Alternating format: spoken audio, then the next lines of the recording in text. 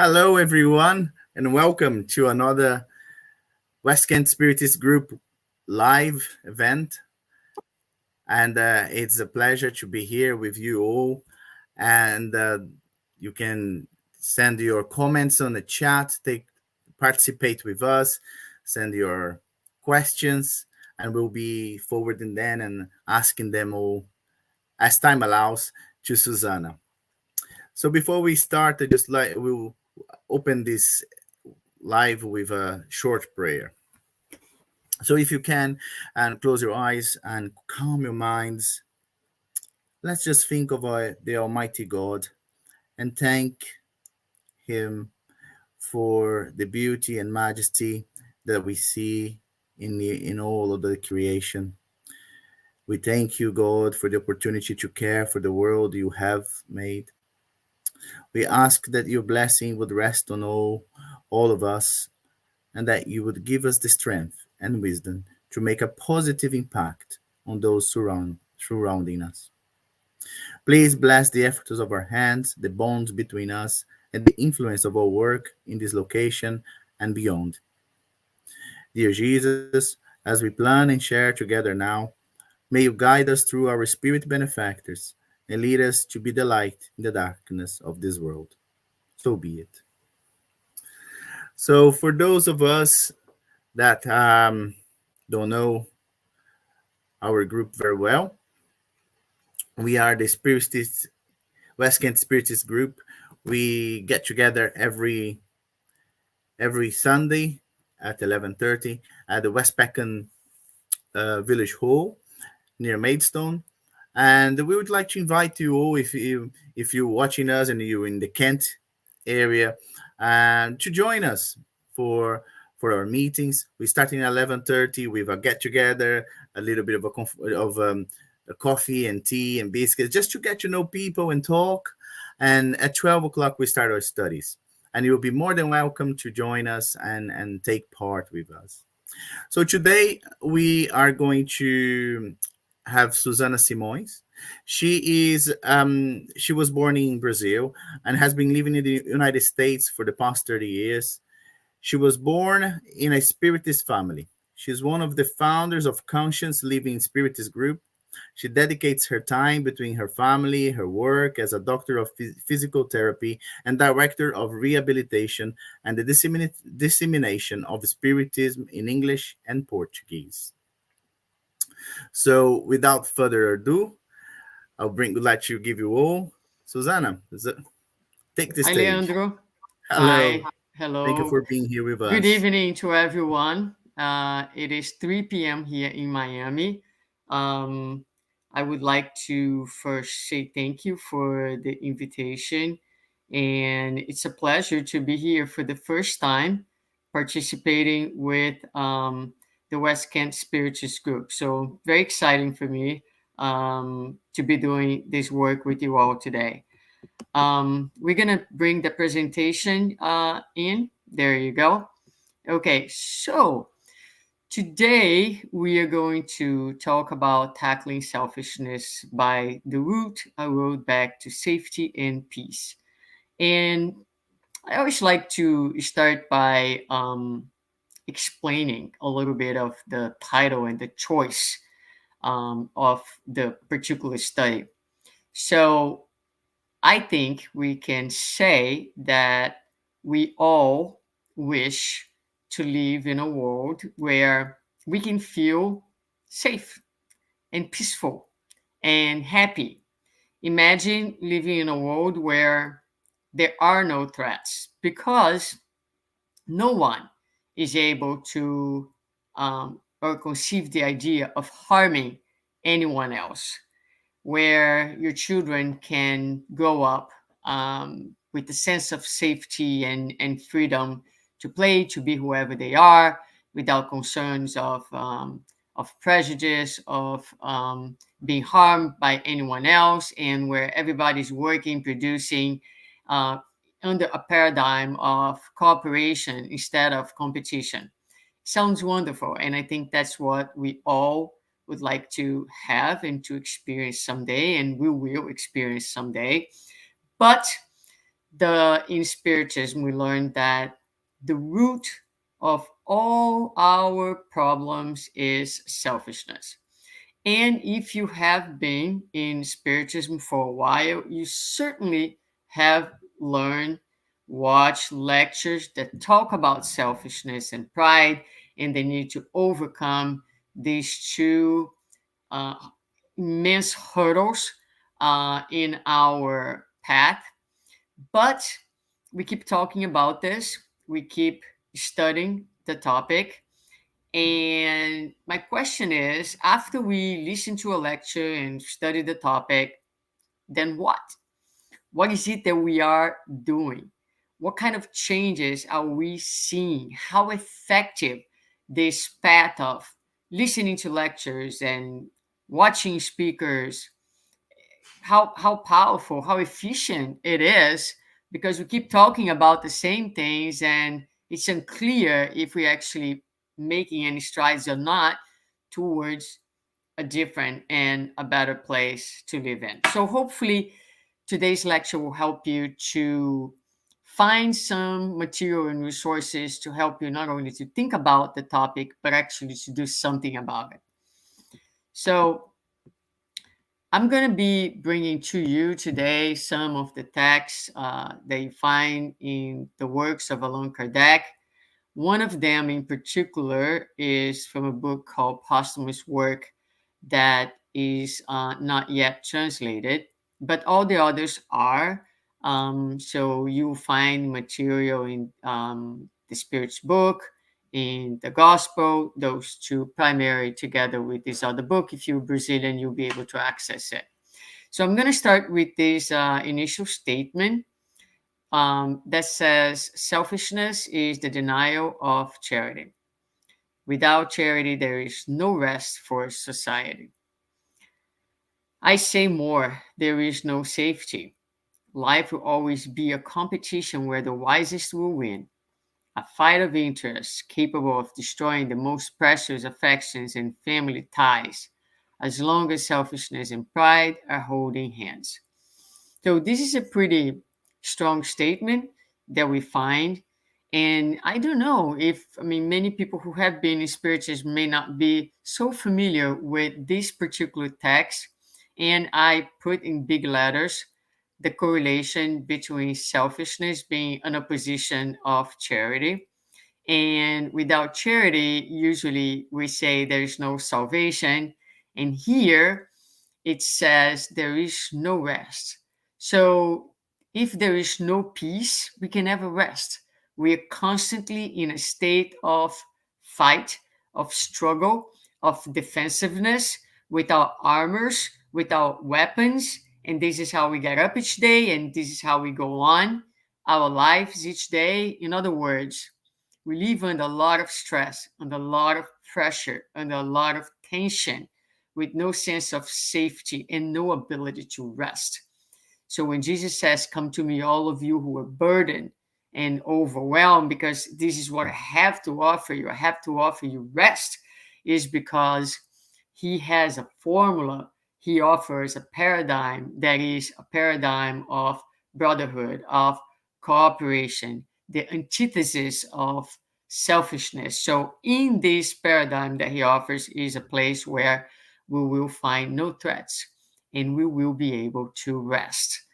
In addition to that, this sentence tells us about, without charity, without love, we are constantly also competing. We're always trying to win. We're always trying to be at the top. We don't have yet the understanding that there is a place at the top for everyone, a place to be shared. We are constantly trying to overcome one another. And again, life becomes much of a struggle, and this selfishness erodes even the most precious relationships that we have. Okay, so when we think of selfishness, we think of a legacy. This word comes to mind because when we think of an inheritance, it's something that we leave for our kids, for example. But a legacy is something that you are living as you are living. You are living as you're living. So it is what we're living for our generation right here at the present moment. So if you want to have a positive legacy, the best way to do that is to tackle your own issues, limitations, darkness, so that you can leave a better and more precious, or you can make a better and more precious contribution on every day of your life. And that's what, again, this is what we are trying to head towards. Not only to think about what we're leaving for the next future generations, which one day will be part of, but what kind of legacy we're leaving for the world today with our living, with our examples.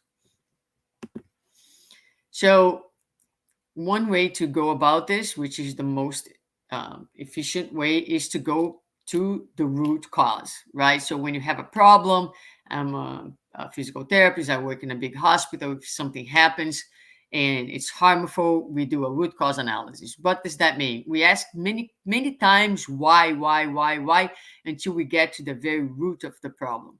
So if we go down to the root of this problem, it is in our disconnection from God, in our disconnection from what is essential, in our disconnection from our own nature, from our own divinity, and from this higher source. This disconnection creates this sense of scarcity that prevails in our society. So, the opposite of scarcity would be abundance. You feel so abundant that you're constantly giving without any fear, because you know that you are immortal, you know that you are love, you know the love prevails. So you're in a very center state, a state of connection and abundance with what is real. We are disconnected, and therefore we live this sense of scarcity, of insufficiency, of inadequacy, and so forth. And selfishness is born in part from this source. In addition to that, when we think about the origin of selfishness, right, it comes from the instinct of conservation. But the instinct of conservation is what keeps us alive.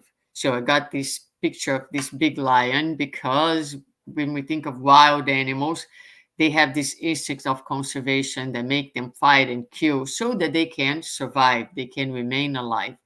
And as animals that we are in our nature, especially incarnated in a physical body, we have the instinct of conservation that helps us to stay alive. But this instinct, although it is natural and it is divine in nature, it can get exacerbated. And it is the exacerbation of the instinct when the instinct becomes pathological or it becomes displaced. Um, it's used in moments and times where it's really not needed. But we are under the impression that we must fight, that we must win, that we must attack. Um, and a lot of times that sense is born from fear, and the instinct gets exacerbated. That's when it becomes a problem that a lot of times is going to manifest as in the form of behaviors that we call selfish behaviors, or behaviors that involve pride, for instance. Okay, so not sure why this is. I think I can read. The contrast is a little different here on StreamYard. But when still looking into the origin of selfishness, so we can understand where it comes from, if we go to questions 915 and 17 of the Spirit's book, we're going to learn there that it is connected to the inferior nature of the spirits incarnated on the earth and not the human species per se, which is a very consoling concept if you think about it, because basically what's telling us is that selfishness is not um, It's not part of the human nature. It is part of a stage of the human evolution. So if we understand this difference, we can find again hope in our own humanity, in our brothers and sisters, and in ourselves included, because we are part of the humanity. So it's not, it does not speak to the essence of who we are, but to where we are in our evolution. And question 917 says that selfishness is connected to the influence of matter, from which human beings are still too close to their origin, cannot free themselves. So again, it is the more we are in this material realm, and our bodies right now are very, very material. We are very much in the beginning of our evolution. Although we have done some good job, good work in evolving intellectually, morally, we are still like really lagging behind.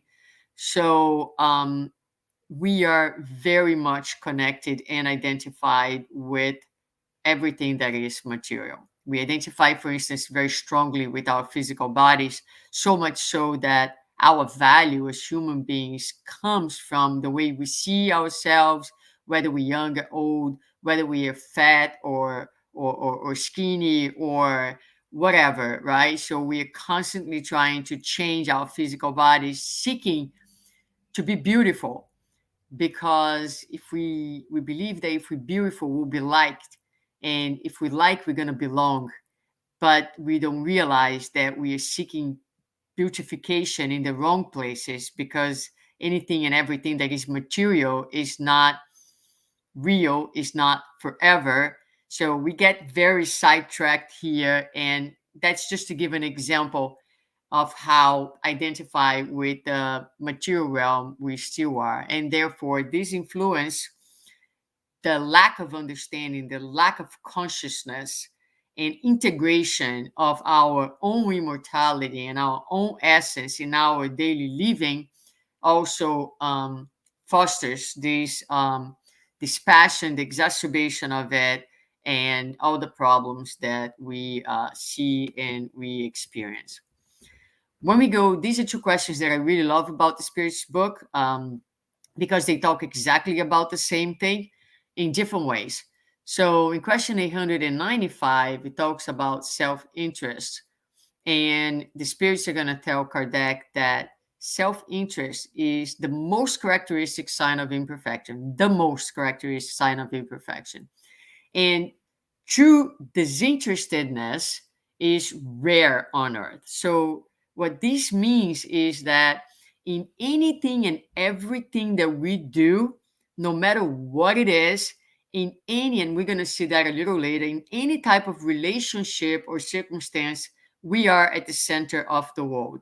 Everything else is being done, perceived, and we act always, always with our self-interest in place. And I'm hoping to help you to see that in a little bit more. But I wanted to present you here what the spirits, the superior spirits, are telling Kardec, because if you disagree with this idea, then you disagree with them and not with me. Now, in question 893, the spirits are going to tell Kardec that um, in response to his question, which is the most meritorious of all virtues, they're going to say the highest virtue is the sacrifice of self-interest. So it leaves no doubt two questions talking about the same thing, identifying the most characteristic sign of imperfection, and also on the other end of the spectrum, what is the most meritorious of all the virtues is the one that sacrifices the most characteristic sign of imperfection, which is self-interest. So in this state of things, right, where we are so self-centered, we are so disconnected, we are coming from a paradigm and a belief of scarcity and not abundance, then we live our lives defending ourselves from one another. So going back to Kardec, we find this statement: the shock that humans experience from the selfishness of others usually makes them selfish in turn, because they feel the need to put themselves on the defensive. Seeing that others think of themselves and not of them, they are in turn led to be concerned about themselves more than about others. Well, that is so true. So I'm all giving, all good, and then I realize that my friend, that my relative, you know, it's not as concerned with me, it's not as giving, it's not retributing what I have given. So I say, well, if he's not willing to do that for me, why bother doing that for him or her? So a lot of times we get into this very defensive mode, is still enacting very much the law of Moses, an eye for an eye, and um, putting aside all the teachings of Jesus, who came to really change the landscape of the earth by offering a completely new paradigm. So what we are invited to do is to rise above. As spiritists and as Christians, above all, we invited to act differently, to be the change that we want to see in the world, right? So why do we see wars that never end? Because no one rises above, because no one takes the step to say, I'm going to break this cycle of violence, I'm going to break this cycle of indifference. So it's important that we understand that we are defending ourselves um, quite often, so that through awareness we can actually start to enacting our humanity, which is our ability to think, to reason, and to override our instincts. Okay, so when we look at the dimension of selfishness, how prevalent this is, how big of a deal this is, in question 913, among all the vices which may we regard as the root, and the Spirit says selfishness. All evil derives from it. Study all the vices and you'll see that selfishness is at the bottom of them all. Selfishness neutralizes all other qualities. That is, I don't know if you who have already studied the Spirit's book and who continues to study takes the time to read these questions and really, really, really think about them. So this is a very vital question, because um, we do know in general that selfishness is at the root of everything. But this last sentence where it says that selfishness neutralizes all other qualities. So it doesn't matter if you were trying to be patient, if you're trying to be loving, if you're trying to be good, if selfishness is still present, it neutralizes all the other virtues. Why? Because embedded in what you call the virtues you are developing is yourself, is your self-interest, which makes everything that you're doing and developing conditional to you being seen, being perceived, being loved by others. So it's tricky, it's difficult, but I'm going to leave it this for you to think about. And in your groups, you can go back, you can reflect about it, you can discuss, but it's a very interesting answer that the spirits give us here in this question. Moving on. Okay, so I wanted to present to you this introduction that is 45 minutes very quickly. I have some studies, more in depth studies on this. Um, and if you were Brazilian, I'm sorry for the Americans. There are some lives that I did with Marlon Reikdal on his book, three entire lives talking about selfishness, where we go very much in depth on these topics. But tackling selfishness, so let's look at that. So we need to seize the moment that we are in, which is today. And we do that by um, raising our awareness, by trying to live our lives in a conscious way. Because again, a lot of times we're talking about those things, but okay, then what? I see that we have this huge problem, but okay, what am I supposed to do now, right? Where do I start? So we need to understand that in this present moment, we are living a very difficult moment with many crises and challenges in our world. And in question 916, we learned that the greater the evil, the more heinous it becomes. It has been necessary for selfishness to produce much evil to make you understand the need to uproot it. So sometimes, a lot of times, things get to a level of disorganization and chaos such that we are left with no option than to seek solutions for the state of things because they become unbearable. And that is a method that God uses and allows so that from the darkness that we create, we can find the strength and the means to change things. So crises are, although they are bad because they challenge and they can be very, very difficult, in each crisis also resides incredible potential for transformation.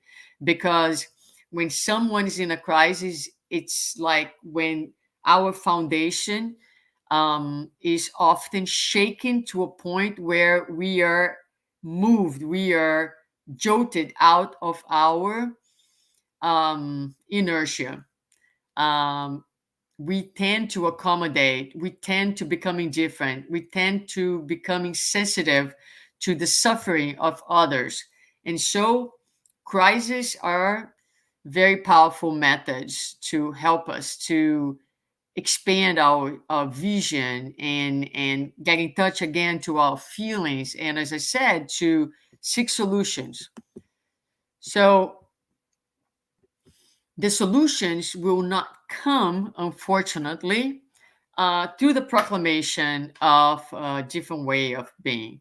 And this is what we find here. I found this text very inspiring. Of course, it's wonderful to proclaim the kingdom of fraternity. Let's be fraternal. Let's be loving. Let's be peaceful.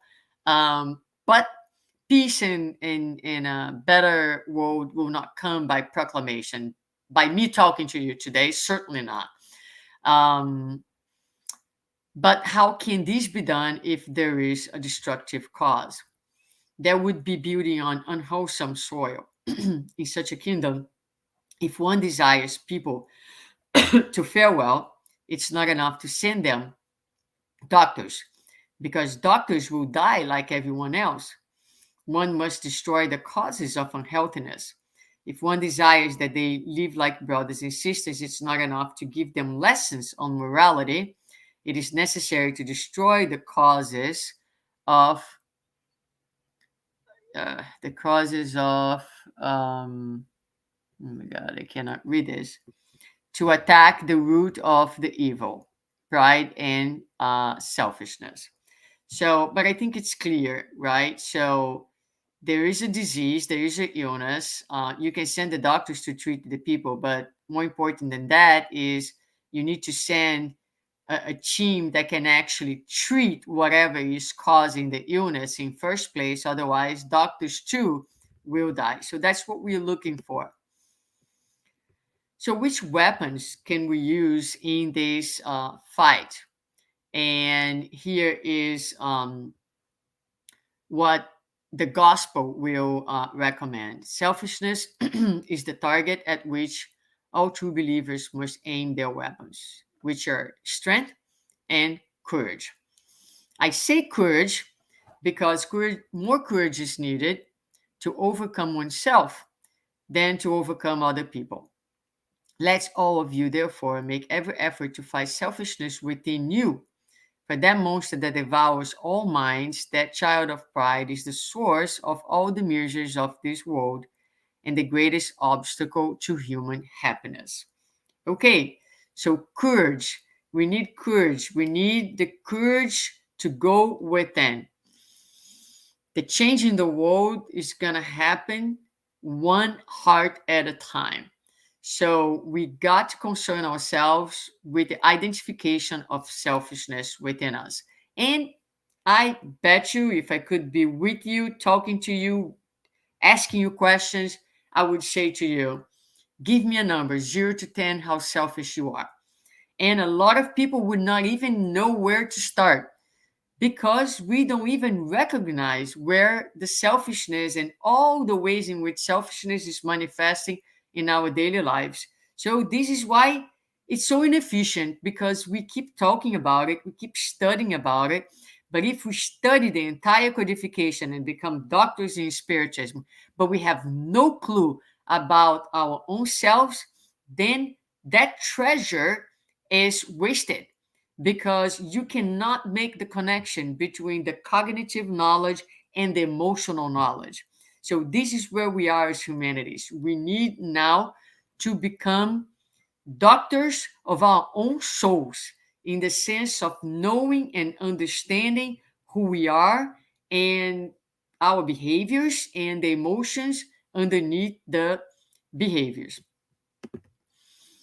So in the gospel, we also find this statement: if people were to mutually love one another, charity would be practiced more perfectly. However, for this to happen, you would have to make an effort to free yourselves of the breastplate covering your heart so that you may be able to be more sensitive to those who suffer. So I love the image of breastplate. I did talk about in the beginning how we wake up and we go out to our daily lives in our armors, very ready to fight and to defend what is mine, my family, ours, all possessive pronouns. And we put this breastplate, we put this all this kind of emotional defensiveness, indifference, jealousy, pride, and many other ways in which we defend ourselves. So, one of the first things is to understand what are our defenses so that we can be open to humanity, ours and of our neighbors. So, again, so I would ask you, how selfish am I? This is a question, this is a homework for all of you to give yourselves a number and then ask yourself, okay, how do I tackle selfishness? Understanding that selfishness is a shallow manifestation, is a behavior that has many layers underneath. And the way that we tackle selfishness or any behavior or any passion is by understanding the frailty and the wounds and the needs that we have as human beings that are leading or triggering or generating this type of behavior. So the work starts like that with recognition and awareness. We have to do what Jesus said, recommended that we did every day, which is watch and pray. Watch our own selves. How do I do that? Watch your relating. Watch your emotions. Watch above all your reactions. Because when you are wanting to know who you truly are, you don't investigate what you're doing. You investigate how you're reacting to others. Your reactions are a very fertile environment, soil for you to start digging. Why am I reacting with such anger? Why am I being hostile? Why am I so impatient? Why am I so wounded? Why am I so sad? So, this is all reactions to people and to circumstances that will reveal to us who we truly are or where we truly are in our evolution. So, I want to give you something that can help you guys to identify the extension of selfishness in our daily lives. You may or may not be aware of how selfish you are. I presented the whole theory of the origin and went over what the spirit said, how that is the root, how that is the cause for everything. So if this is the root and the cause for everything, it's so incredibly important that we recognize where selfishness is manifesting in our daily lives. So I have here 4 situations in these squares. The first one is with our partners. Oh, yeah, I love my partner. I love my wife. I love my husband. And I try to do, I'm really nice to him or to her. I'm attentive. I fix breakfast. I take him or her out for dinner, bring flowers, and whatever else that you do. You do that for him and her, or you do that for yourself? Well, the answer is both. It's both. Because part of us wants to be loved, wants for our spouse to think that we are absolutely the right person for them. And we want to be sure that they will not change us for anyone else. We want to be sure that they will not abandon us, that they will not cheat on us. And we want to feel that they want us. We want to be wanted, right? So, who is at the center of this affection? For us to think. Now, if you have a friend, you're really generous, you love doing stuff for your friend. Think of a good friend, right? Someone who you identify, and so you make yourself available to your friend, you do little sacrifices for your friends. But are you doing for your friend or for yourself? Because what happens if your friend, when you need your friend to be available for you, he or she is not? Or when you think that he or she would be giving you something, their time, some resources, or whatever that might be, and they don't, then how do you feel? Are you frustrated? Are you angry? But did you give that to them because you truly love them, or did you have any expectation of receiving back? So in these friendships, a lot of times we are also at the center of the relationship. Our own interest is at the center of the relationship. When we do charity, oh yeah, I love to do charity. I love to help people. It makes me so happy. But a lot of times when we're doing charity, what we makes us really happy is our own version, the version of ourselves in that moment. Because we have the root is our disconnection, we very often have low self-esteem that is across our humanity. We feel very bad about ourselves, but when we're doing charity, we look so good, and I love who I am in that moment. So again, it's self-serving. Now, I'm not saying that that's all that is.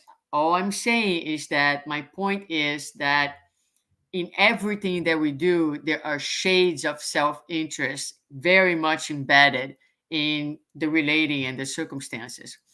We do donations, we do financial donations. Oh, I know in Spiritism says that I shouldn't talk about that. So I'm not going to post on social media, I'm not going to tell anyone. But then I go to bed and I'm like, oh my God, I'm so proud of myself because I didn't tell anyone. That sense of pride, um, although there is positive pride, but a lot of times it's about you again feeling good about yourself because you don't naturally feel good about yourself. If that is not enough to convince you that we are at the center of everything that we do, here are some clear symptoms that can help us to identify our centeredness. When we find others to be ungrateful, when we feel resentment, frustration, anger, or disappointment at someone, it is usually because they are not attaining to our expectations that will meet our personal needs. So that's kind of easier way to see that. Um, there is something called shared selfishness, which happens, for example, in couples where, let's say, a man I'm going to use a very gender bias example here, but just for the purpose of the moment. So you have a man that's in charge of the finances and the woman's in charge of the house. So the woman would like for the finances to be done slightly different, and the man would like for the house to be managed slightly different. That's an area of conflict where both would need to leave the center in order to compromise and come to a mutual agreement. But shared selfishness is when the couple says, well, that's your area, so I will not touch that. But in this area, that's mine. You don't touch mine area. So there's very little movement towards the other. There's no effort to understand where the other person is coming from. There's lack of curiosity about why the other person wants things that way. And there is this agreeable submission. So we call their shared selfishness. Parental love is an incredible area of self gratification. And it's very easy to see we want our kids to succeed. Social media is a uh, kind of a storefront where we display our kids' success, and no one is talking about their kids' struggles and difficulties, because once my kids is struggling and having difficulties, how does that how do I look as a parent? So again, how do I look as a parent? So it goes back to yourself once more. Okay, so we're coming to an end. So we're getting into the solution journey. So far we have had two moments. I always like going back a little bit so I can organize the information for you so you can leave here with something a little bit more structured in your mind. We did talk first about the origin, where selfishness comes from, the roots. Now we talk about um, the need to go within to tackle selfishness within. So we are talking about the manifestation of selfishness in our daily lives. So it's a little easier for us to understand and have a starting point, right? So once we turn off here, go to bed, go to sleep, dream about a better world and how tomorrow you're going to start doing things slightly different. So here's our humankind current state. So we live in this place of scarcity, we are blind to others, and we are in disconnection. The way we relate, we love to be loved, we love to be reassured, we give to receive, and we recognize to be recognized. Oh my God, Suzana, I'm going to be so depressed tonight because you were just shattering all my illusions, and that's okay. A lot of times, in order to grow, we need to deconstruct to be able to rebuild. So, yes, let it break down the illusions. Don't feel bad. This is where we are. This is what we have for today. Love is something that we learn. Joanna de Angelis says that love is something that we learn. So we are in a stage of love. This is the way we know to love. So it's not the end of the world, and we're not bad because of that. We're humans because of that. What do we do with that? We seek to be aware. The more we bring these things into our awareness without judgment, because once we judge, we reject, we separate, we hide. So non-judgment is an essential part of the process. Be able to see what is for what it is. And okay, now I have consciousness, and I can start to think about it. I can start to be curious about it. I can start to look for what is underneath. I can allow my feelings to arise. And in that process alone, a lot of movement takes place within, a lot of things get dissolved, and space for the new starts to open, and new things start to bloom within yourself because you declutter your inner world from all these things that are obstacles for a better version of yourself to be born. So the state of things as it is what we call the normal. We need to challenge the normal. We need to bring the spiritual perspective, the Christian perspective, that we can do more. There's more that can be done. There's different ways that we can live. And understand that charity and fraternity sum up all conditions and social duties. However, they presuppose selflessness. So charity and fraternity sum up all the conditions and social duties, all that we should be doing, but they presuppose selflessness. So you can see it's a journey, right? This is the end here. Right now, we do selfishness charity. We love in a selfish way, but we are on the road, and this is our aim, so to speak. So the road back to safety, so we can have this world where we're going to have more safety, more peace, and more harmony, starts again with our commitment, personal commitment towards a selfless self. And that comes from connection. Connection with ourselves. The more we can connect with our own selves, with our light, with our potentialities, with our divine, with our darkness, with our limitations, with everything that we are, the more we're able to embrace our own humanity, the better and the more skilled we become at non-judgment, at self-love, at self-acceptance, the better we'll be able to connect with somebody else. So it starts with us. Love God above all and your neighbor as yourself. So we have to know ourselves. We have to love the enemy within. So in this way, with all our parts, the ones that we dislike, in this way we'll be able to love others in a much more effective and inclusive way.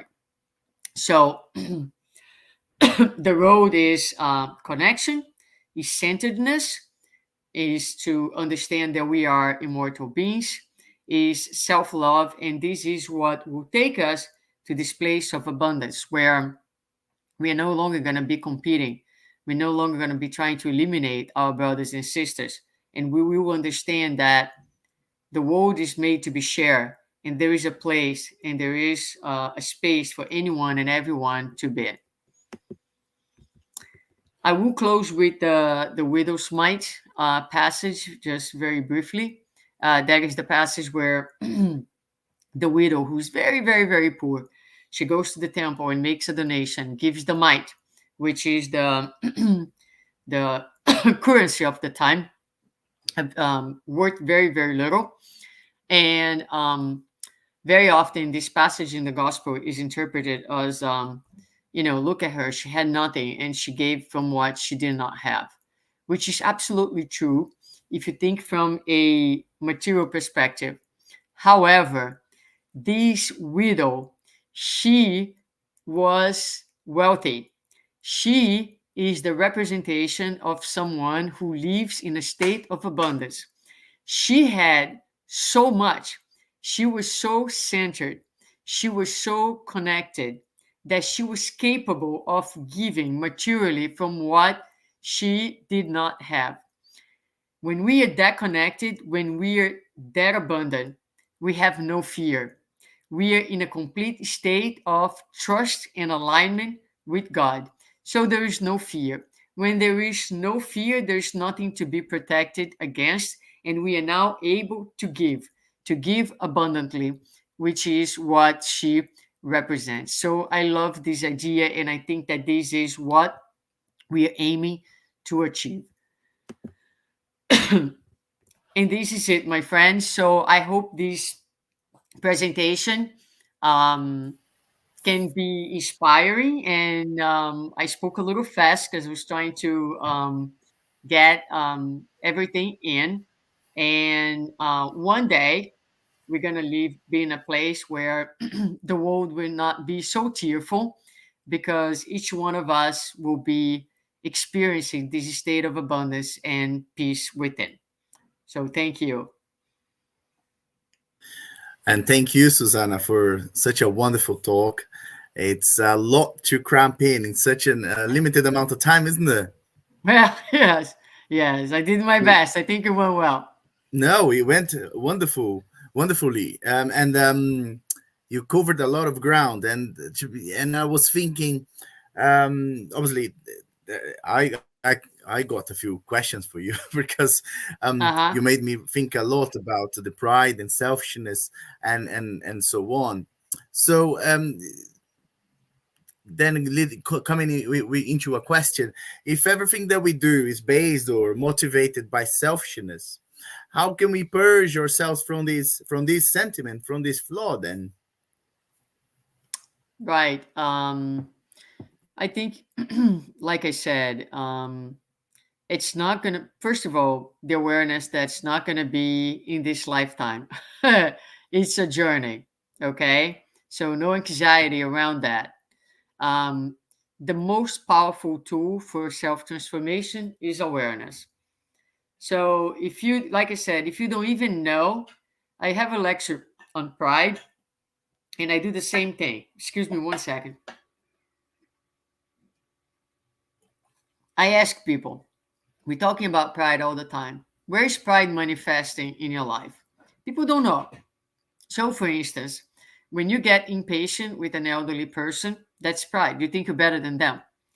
If you walking fast and someone is slow and you're irritated, that's pride because you think they should be walking at your pace and not you at their pace.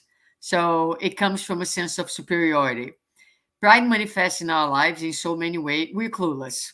We have no idea. So, like I said, we are where we are because we know so much intellectually. And when it comes to reading our own behavior and our actions and reactions and feelings and emotions, we are like, in first grade, we are learning to spell. We don't know. So it's being very inefficient, everything that we have been doing, because people can cite the spirit's book questions by heart, but they have no idea where pride and selfishness is in them. So what do you do with that? It's like it serves for nothing until we start to. And so I think mindfulness comes to mind. So be present, pay attention to yourself. I like to say that our emotions are the way in which our soul speaks to ourselves, is God's language within.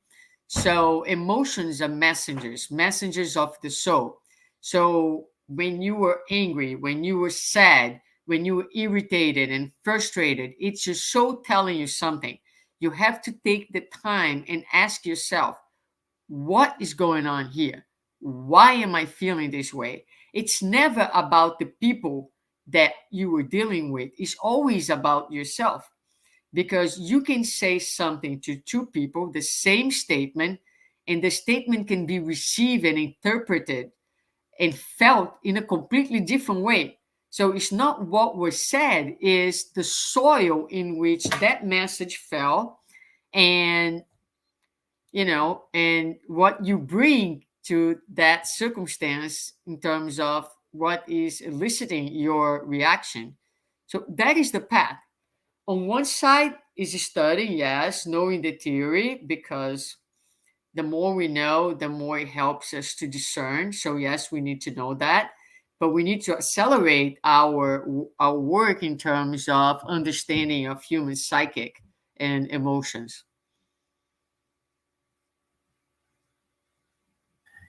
Sorry, I was on mute. So It's yes, okay. and it goes back to that symptom check that you were talking about during your presentation, doesn't it?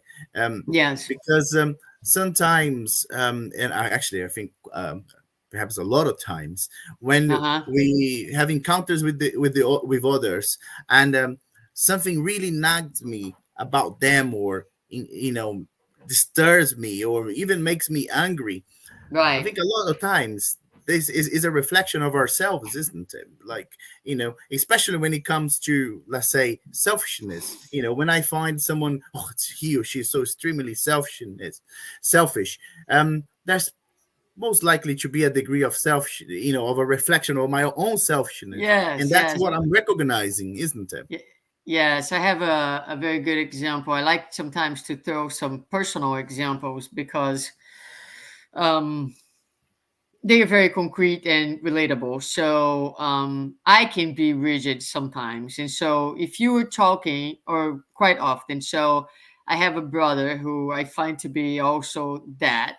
And I easily recognize his rigidity, because a lot of times, if I am in a conversation with him and he's being rigid and I'm finding him to be rigid, what does that tell me? It tells me Exactly. that I am being rigid on my end, and that's why I feel him as being rigid, because he's not yielding in my direction. But so nor am I in his direction. He's insensitive to Yeah. where I am, but so am I in where he is. So yeah, it's a mirror, right? It mirrors, and that's why we can't evolve without relationships, because relationships are the only source that can really test where we are, and that reveals who we are. Because you can be a saint at the top of the mountain, but when you come down and you have to deal with the heterogeneity of characters and tastes and tendencies, that's when you are put to test, and you can truly see who you are or where you are in your evolution. Yes, absolutely. And it is like you said, is having the courage then to analyze our feelings and our emotions, on a daily basis or maybe hourly basis, Yeah, and yeah. and confront ourselves, not so much as the other, but ourselves, and then work within ourselves to obviously make us to be a better person today than we were yesterday, right? Of course, that's the way. Absolutely. Susanna, I can't thank you enough for this wonderful presentation and for your talk and for everything that you covered into this in this talk. And if you don't mind, I would like to ask you just to do as a closing prayer then. Absolutely. I will, and just want to thank you again for this opportunity. And hopefully, we'll be with you guys some other time in the near future, either online or in person. Would love to get to know the work over there. So, Absolutely. Let you have okay, you here. let's do our prayer. So, dear Father, thank you so much for this time, for this opportunity to connect this wonderful, wonderful means, the internet, that allows the world today to be so much smaller and be able to meet and make new friends who live far away. Help us to have the courage and, above all, the determination to also invest and move forward with our moral progress, with the understanding of who we are, having the humility, the humbleness to see what needs to be seen, and to open to what it is, so that consciousness and awareness can lead the way towards our transformation. Thank you so much for everything that we have, for who we are. Bless all of us who are connected here or who maybe listen to this talk at near future, and bless this group so that they can continue with their studies and the dissemination of this wonderful message um, where they are. Thank you so much for everything, and so be it.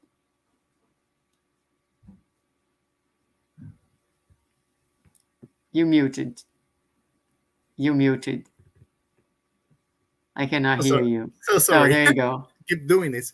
So I just want to say, I was just saying thank you again, and thank you all for being here. And for those who will join us in the future, this live is going to be obviously on YouTube, available for anyone who'd like to come back and watch again. And I'm sure I'll be doing that because there's much more to learn from everything that Suzana covered. So thank you so much. God be with you all. And I hope to see you guys on our next live. Thank you, Suzana. Bye Thank bye. you. Bye